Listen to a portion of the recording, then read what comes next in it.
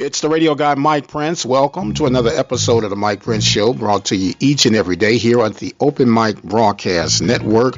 We can be located on our social media handles for Facebook, Instagram, and Twitter at the Mike Prince Show. The YouTube channel is Open Mic Broadcast Network. And don't forget our 24-hour dial-in message line, 713-570-6736. I am proud to have on the show with us for today a living legend in the land of Prairie View and the Southwestern Athletic Conference. She is serving as the interim Athletic Director for the Prairie View A&M University Panthers, and that is none other than Coach Alicia Pete. How you doing today, Coach, and welcome to the show. I'm doing fine. Thank you for asking. How are you doing this morning? I am doing absolutely great. Look, I'm staying out of Corona's way, and because of that, all is well. Yes, I think that's all of us. Yes, ma'am. How things going on the home front with your family and your kiddos? Sure, everything's going well. You know, it's a great challenge, and I give thumbs up to teachers and all the above because trying to juggle, your home work here with the kids and as well as your job is a little bit difficult. It's a little bit difficult, and it's something about it. Hard times bring out the best in people, and hopefully when all this is settled, people have learned a little bit more about themselves, and we can move forward full head of steam. I agree with you. Yes, ma'am. Now, look, you have accomplished a lot of things in your lifetime. SWAC Hall of Fame, Prairie View Hall of Fame, and recently with the SWAC Alumni Lifetime Achievement Award. And we do pay homage to the passing of Roscoe Nance. But what was that experience like for you, knowing that you had gotten, as I say, to the last group standing for that nomination? Oh, it was a great honor, and I just give thanks to everyone that really feel like I deserve that award. It's just something that you just never know that's going to come across your table.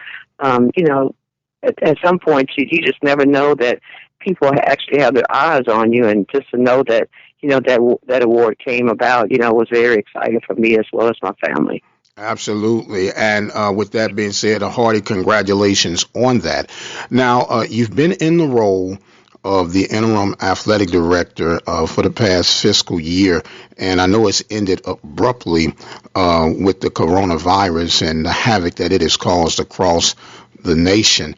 Well, really, I should say the world. How does that impact you and the duties that you have to fulfill as an athletic director emotionally and on the business side of things? Right. Well, you know that right now we're all dealing with an unpredictable time, due to the spread of the coronavirus and being able to cancel all sports, but being able just to manage, everything that's going on, ensuring that all of our student athletes are still, able to receive everything that's here in the department, and just being able to reach out to them is really important. There has been a great impact, especially for the spring sports that have come about. But one thing that I would like to say is that the NCAA, they're really working hard just to ensure that, they're able to support the spring sports and the student athletes. Absolutely. And speaking of the NCAA, they just released their financial windfall that's usually distributed amongst the universities, and it's substantially low, $250 million out of projected $600 to $650 million. How does that affect the moving forward when it comes to budgeting for athletics at Prairie View? Well, that's something that all institutions are definitely going to have to balance out because, that's a big chunk of, the future of the budget, and being able to understand how that's going to balance out, especially bringing back some of the student athletes that are able to provide their senior year back. It's going to be a challenge to, I would say, all universities across the nation. Okay, and with that, and maybe you can help me get some clarity, or those who are listening get some clarity. We know that we, as HBCUs, FCS programs, we get the scraps after the big programs have done and devoured whatever money there is available. How does this change the approach that we as institutions need to do as far as fundraising, gathering resources? I know we're blessed to be in a budget system that we don't have as many challenges as other ones, but how does that change the approach on how we would have to raise funding? Just pretty much reaching out to our alums, our family, friends, and just to support our student athletes. It's very important. Fundraising is very important just across the board, not only for athletics, but for every institution itself. And, I mean, with the great alums that we have that's given to the university is able to share those fundings with all the departments across the campus. Okay, now when it comes to athletics, is there a certain criteria as far as what would need to be to raise additional funding through athletics to help support its endeavor? I know what the university gets across the board, but more precise, I guess, for athletics to survive. Well, when you say precise, are you speaking in terms of just the scholarship dollars that we're needing to be fully funded, or just the overall budget that you're speaking in terms of as far as being able to compensate what that we're going to lose out from the NCAA? Well, both of them, if you could, because I know that there have been rumblings that certain programs were underfunded prior to this. And I guess that's part of the to-do list of which ones actually were and how we could possibly help get them up to speed. Mm-hmm. Yes. And first, I'll talk about the fundraising. You know, it's going to be definitely a challenge with what's going on right now. And I'll just pretty much speak about our sponsorships right now that, we've been reaching out to them even during this time. And, there's just not been a lot of companies that have just been able to definitely commit to being able to, support the program right now because they really don't know where they're standing because their company's closed at this time.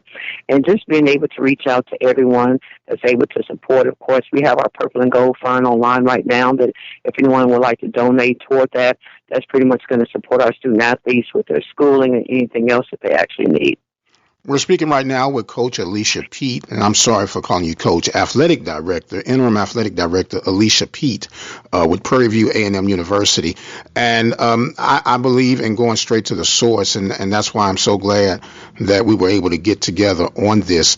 When we talk about programs that were currently, prior to the corona devastation that's hit across the world, where were we as an institution as far as each sport being fully funded? How close were we on whichever ones were or were not? Of course, men and women's basketball, all our revenue sports are pretty much fully funded. And as we look across the board, of course, we have 18 sports. And if you can calculate that, Mr. Prince, there's like 15 of the sports that actually are not fully funded. When I say fully funded, I'm speaking in terms of scholarships that our coaches are needing to be able to compete with the other schools that are fully funded across the board within the conference. Of course, our coaches are doing a great job. They're able to package, their scholarships and academic money. And, we actually are able to compete within the conference because right now, if I understood correctly, we're actually leading the conference with the Commissioner's Cup. So just being able to be fully funded. And I know that our alums love to win.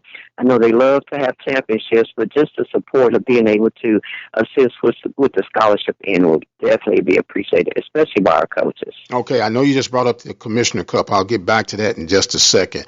If you know right off the top of your head, I don't know if you have to research it or whatnot, are you able to say what the allotment is for full scholarships and where we are each team wise? I would say I would use volleyball for an example. Her fully across the board, and we would have to probably break each sport down into details. But like for volleyball, she's probably at maybe 9 right now. But to be fully funded is exactly 12 student athletes. Okay, and the rest of the sports that you're aware of? Yes, so I would just say like for golf.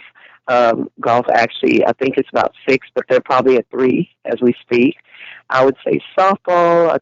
Not for sure about softball at this point because I don't have the budget in front of me. But I mean, it just kind of goes down throughout the whole sport. Okay, so when we're not fully funded, I guess for a percentile for the listeners that understand, what percentage would you say with volleyball, if it was 9 out of 3, I'm going to say that's around what, a 75-80% funding compared to what is allowed. Right. Okay. And I would probably say the overall program is probably maybe about 65%. 65%. Would that hold true for the other programs other than the financial supported ones that generate the incomes? Would that be across the board, or would it be a high low in between?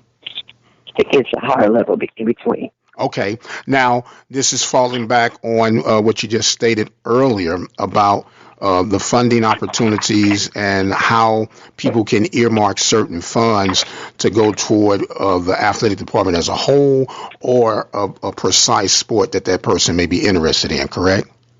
Yes, that's correct. It's pretty much for the overall program. Okay, for the overall program. Now, you just made mention of the Commissioner's Cup. Ideally, as a Division I program, we need 14 sports to be eligible. And some are more fortunate. In case we have 18, and I believe it's Jackson and Alabama State that has 18. Others fall in that 14 to 16 range. And with that, do you think it's time that we reevaluate categories as far as making it an even playing field to determine who gets like a category A and a category B, determined on the sports that they offer? I think that we're pretty good with where we stand. Being able to just fall back into the category of the other schools that do not have the 18 sports, I think it'll definitely hurt our program as well as our student athletes. Okay, because I know some institutions across the country have evaluated possibly eliminating some sports and even doing away with sports as a whole. I couldn't imagine that on the heel.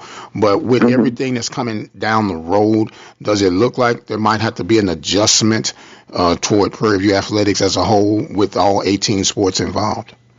No, I think just being able to continue to be supported through the university, through our alumni fans, I think that we'll probably have to revisit if that's something that, comes down the road. But as of now, I think that just the support is probably what we definitely need right now. Okay. We're talking with Alicia Pete, interim athletic director Alicia Pete with the Prairie View A&M University Panthers. Tough times on the heel, tough times across the nation, tough times across the world, and talking about that life has to continue to go on with the normalities of what will be coming down the road as far as athletics. And when I say all that, the football times have been released as late as yesterday as far as the home games. And I guess my first question, how do you determine what times do you play? Is there a certain formulation, or just, let's do it this time, that time, or, just explain that process if you could? Of course, we just kind of look at the overall date and time of, the team that we're playing, just to make sure that we're managing all areas, because there's a lot of events that take place at the institution with other organizations and other things that's going on. So we do keep that in consideration because we want to make sure that we balance out the times and everything with the institution as well. So we do keep that in consideration. Okay. Now, I just got one request. I don't know if it's too late or if the dates were, or the times, I should say, were etched in stone. Is there a possibility to reconsider playing Southern at 6 instead of 3, just because what they bring to the table, and that's almost like a homecoming atmosphere? That's something that we can probably discuss with our head football coach, but I know that was a designated time that he required to play Southern at 3 o'clock. Oh, no.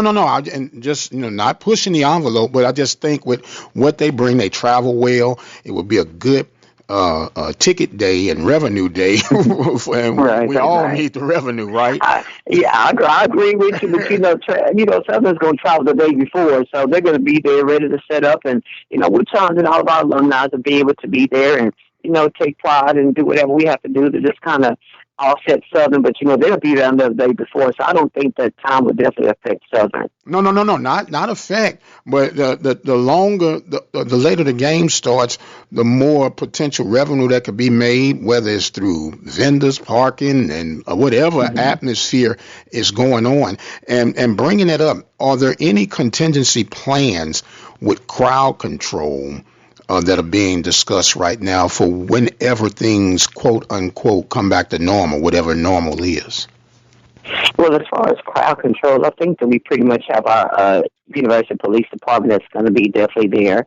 And of course, we have game day meetings, and everybody will probably just make sure that they're in a position where they need to be. I think that we'll be okay. I pretty much know that we will. We pretty much had great crowd control for homecoming. And I think we will, as you mentioned, kind of treat this like a homecoming. So I think the crowd control will be very good. Well, no, and forgive me if I didn't explain myself. When I'm talking about crowd control, everybody's practicing this social safety zone. Do you think that would impact how many would be allowed to come to a game setting, depending on the 6 foot buffer zone? Is that? Well, I think we just have to kind of wait and just kind of filter everything out, just to make sure that everything balanced out with this coronavirus going on. But I think that that's just one thing that we just got to play out. No, and I understand that. That's why I was asking, were there any contingency plans in the event this happens and they put restrictions? I know we have a 15,000 capacity stadium, and whatever the formula would be that equates to that 6 foot zone, and they reduce it, let's say, to 50% of what you would normally be able to take in. Would that be a plan in place for that in the event that comes down? Yes, well, of course, the plan will be the first 15K that arrives there will be able to enter into the entire stadium. Yes, ma'am. Yes, ma'am. It's a good answer. Good answer. Hurry.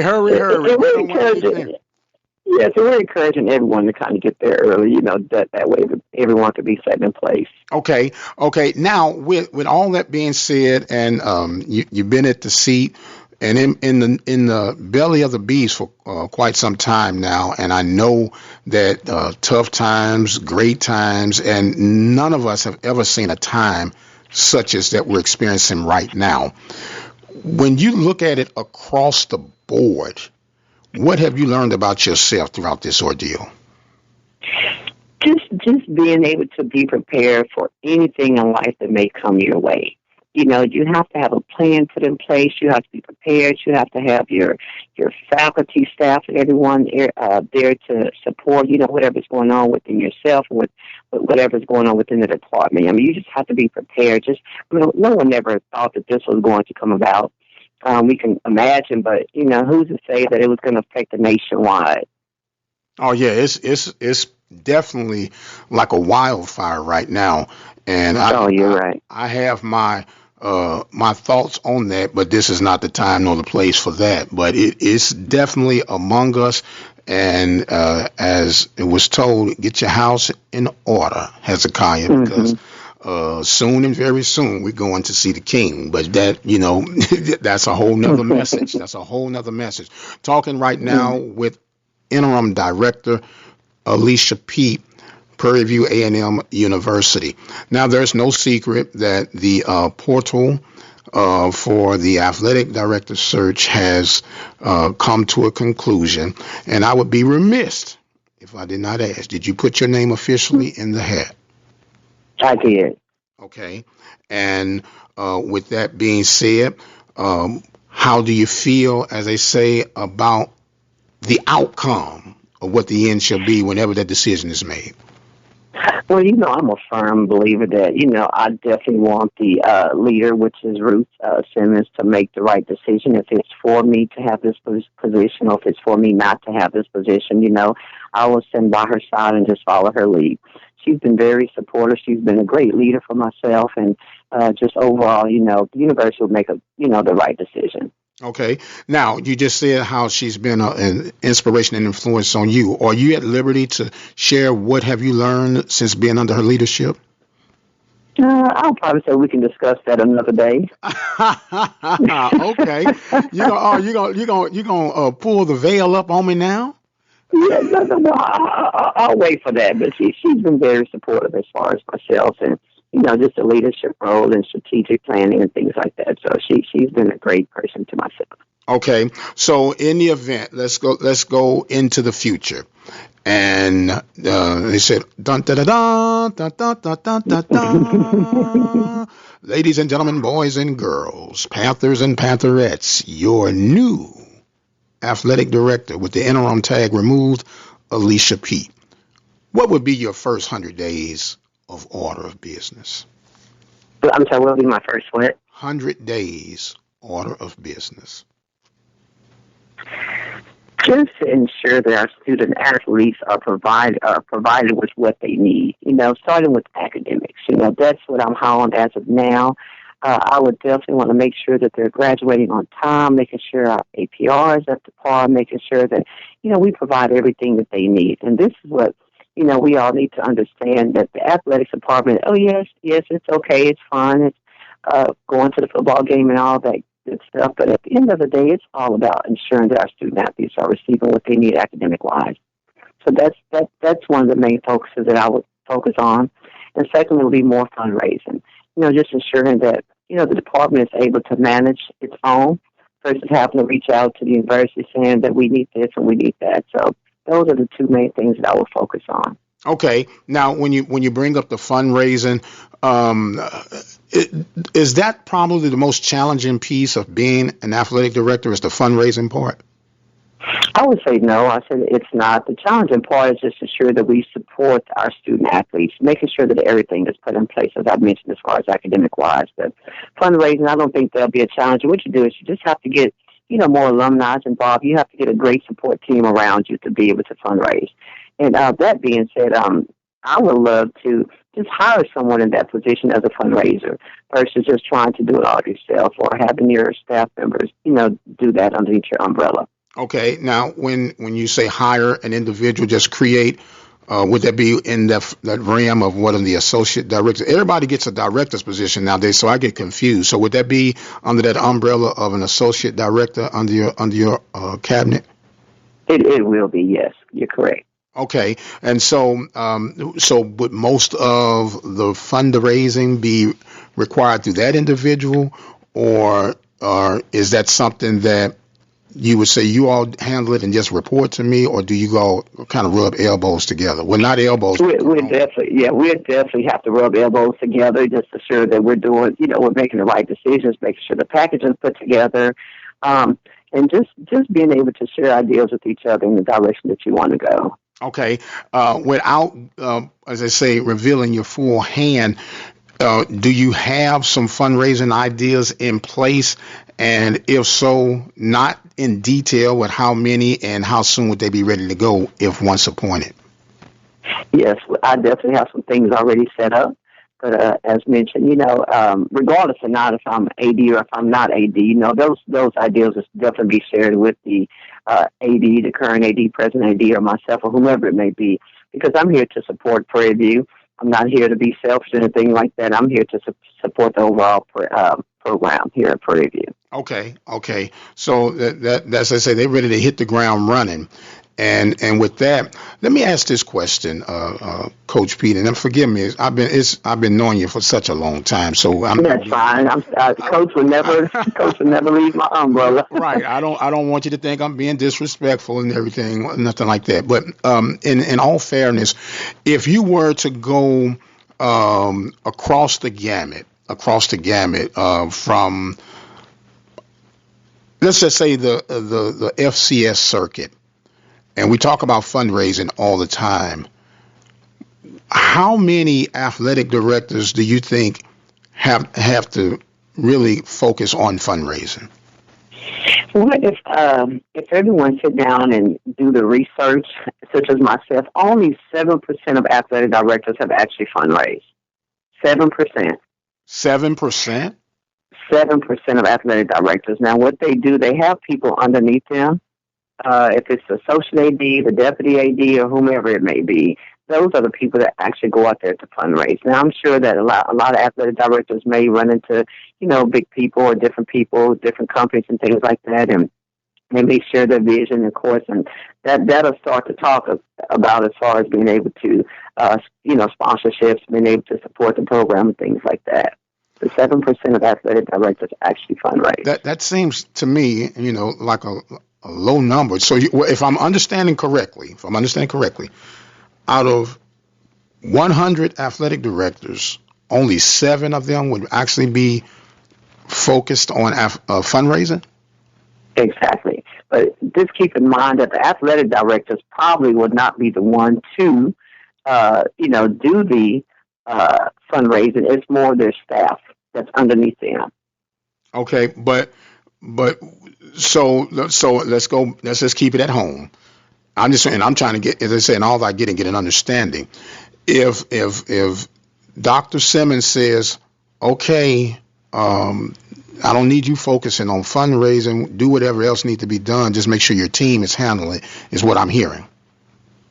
Well, that won't come from me. I'm more hands-on. Okay. That's just me. I'm more hands-on, so that's not something that you have to worry about when it comes to myself. But, every athletic director run their program a little bit different. No, I understand. So, I understand that. Right, what right, I'm right. saying, what I'm saying is, if from just 100 presidents across the gamut, and I'm focused on the FCS because FBS is mad money, and I could possibly see that on their level, but on our level, FCS level, you still think that's only 7%? I can't speak of the FCS, but I just know when I was reading, looking through and researching, I did see that 7% as far as athletic directors. And it didn't break down, the concepts or FCS or anything like that. So I really would be out of line kind of speaking on just the FCS. Right, because and just from the natural order of the way the money flows, and we know it dries up by the time it gets to us, it's running wild, and by the time it gets down to our level, it drips. So I would think that logically that would mean there would be more credence on our athletic directors having to beat those bushes and turn up whatever they can, other than 7% of them in those positions on our level. Mm-hmm. Right. This was nationwide with the 7%. Okay. Well, look, we'll talk off the after this is over with, because I'd love to follow up on that report, because that seemed odd. I can see 7% of the Power Five. Like I say, when they got $50 million television deals, and we're fighting for $50,000 across the whole conference. I'm like, wait a minuet, because now they're really panicking, and they've been griping with the NCAA with the distributions and everything. But it is what it is, and all I've been saying was, welcome to our world. Now you have to be creative. Right. Just look, as they say, just add water and stretch it out. So that's what they have to do. But we'll get into that after that. Now, everybody has a wish list, and especially you let it be known that, hey, you put your name in the hat. Do you have your dream team in place? And you don't have to give no names. Do you have your dream teams in place for when the announcement, and if the announcement is made, that you have been the chosen one? Yes, most definitely. And as you mentioned, I probably won't release my dream team as of yet, but yes, I do have people put in place. Okay. Now, this one is probably going to seem a bit challenge question, but I have to ask it. It's part of what I do. But do I have to answer it though? Well, no. You know what? You can plead the fifth. I have no problem with that. But it's scary coming from you saying I have to ask. No. Now I come in peace. I got my white flag and everything. I'm waving my white flag. No, you've been entrenched in the fiber of Prairie View athletics for quite some time. I'm not going to tell the age, because then I'm telling on both of us. But what to shut down your critics, because we all have fans, we all have critics. What would you say to your critics to silence the lamb, if you would, that you would be the right person for the position?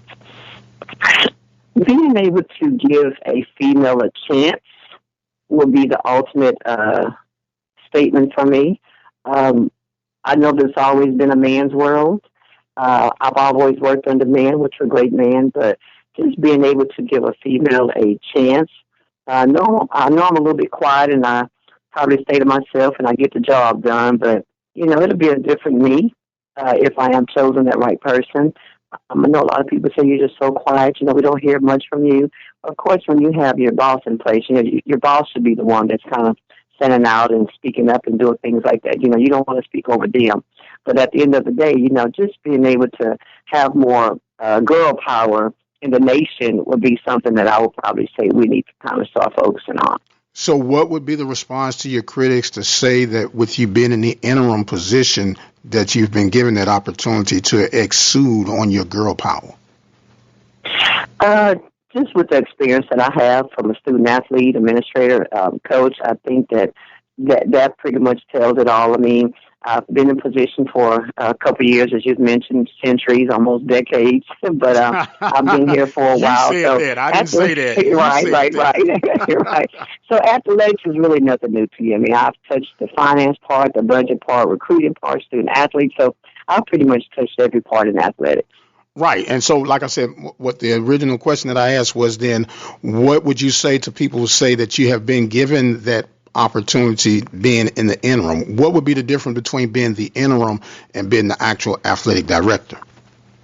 I think just being able to focus more on athletics right now, because right now I'm just spread it out because I don't have anyone underneath me. So being able to be the athletic director, I'll be able to go out there and focus more on reaching out to alums, sponsorships, and things like that. Okay. Well, look, you have been, as they say, a stand-up interview on today, as always. I just, for whatever reason, you have been very elusive.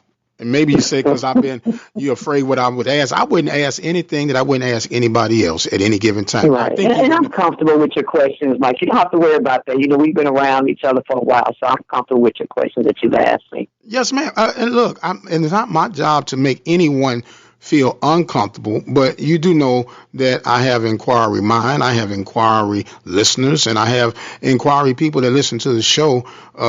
Some may listen for different reasons, but they do listen. And I just ask what others whisper or what has been asked to ask me if ever given the opportunity. And I thank you for making yourself available. And at this time, I want to give you some closing thoughts and comments that you'd like to share with our listeners. Pretty much just continue to support the athletic programs, regardless of not who's in that leadership position, just being able to support their overall program. And that's it? That's it. That's all we need. We just need the support from our family, friends, alums. We just want that support. And that support might be just given all the time. It's just being able to be there at the games. You know, our student athletes, and I was once a student athlete as well as yourself, we love to see people in the stands. That makes us perform better. So just being able to support their overall program.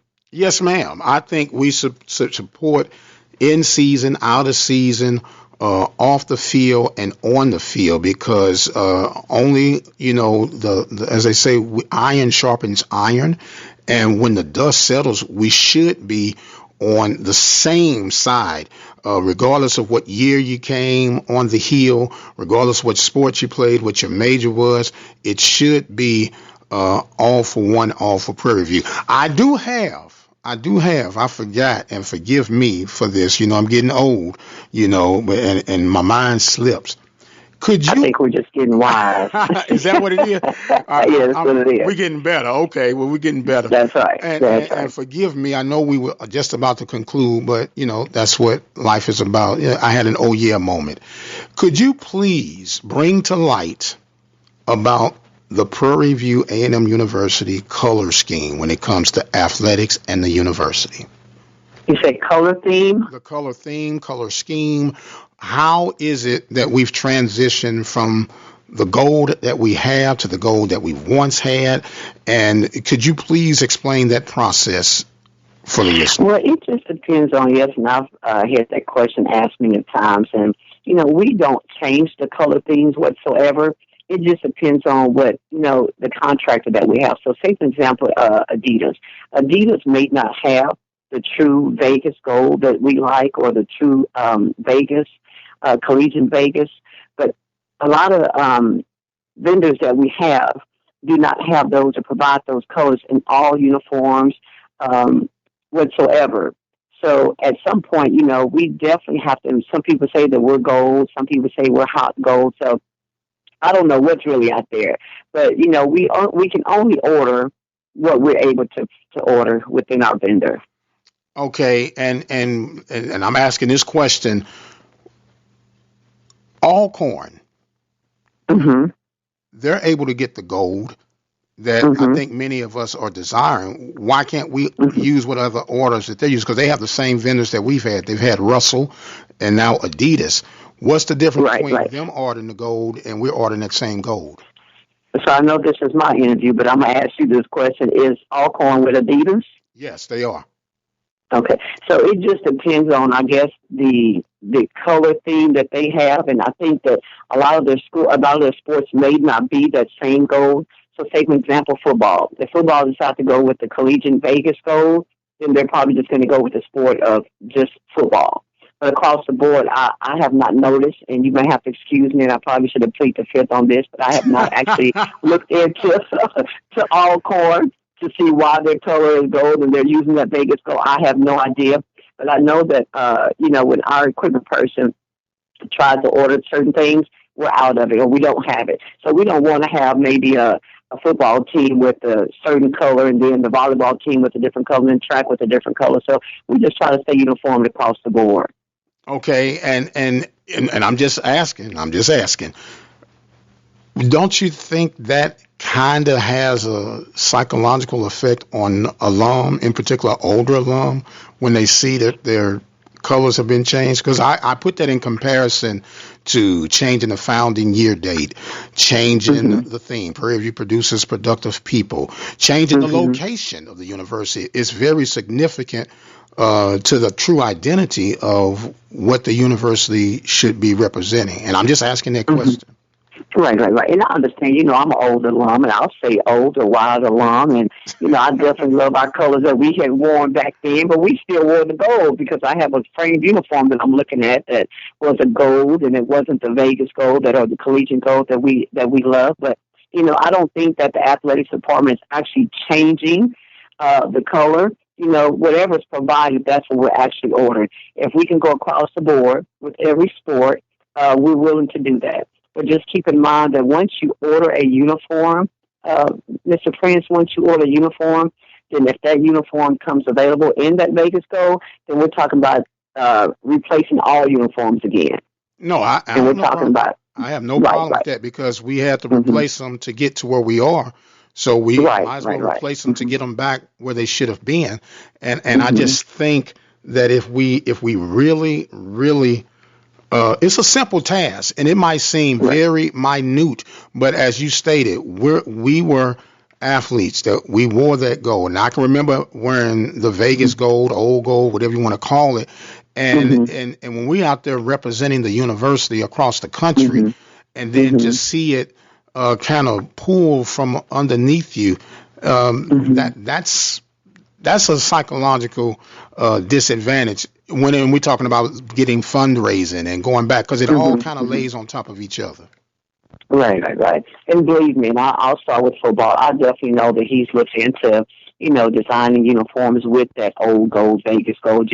We want to do that, but if you look at the overall picture, if those are not available, those colors are not available for us, then we just don't want to have a Vegas gold here, then we don't want to have a gold here or yellow gold here, whatever, we're calling the colors, we just want to stay uniformed across the board. If you look at the institution overall, everyone's using that same color, not the Vegas gold. We're not in athletics, and I want to make that clear, we're not trying to change the color whatsoever. If we can go back to the old gold, the old Vegas gold, or whatever it may be, that will be our intent. But we just have to make sure that the vendor that we have is able to provide that same color for all sports across the athletic department. Okay, well, I know that Alcorn uses Adidas, and I know that we use Adidas.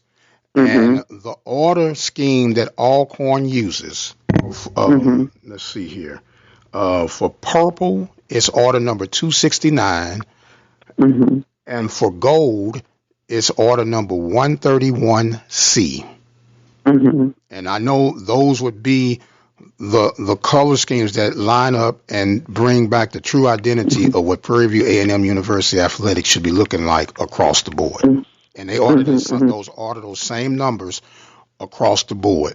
269 for the purple, 131C for the gold.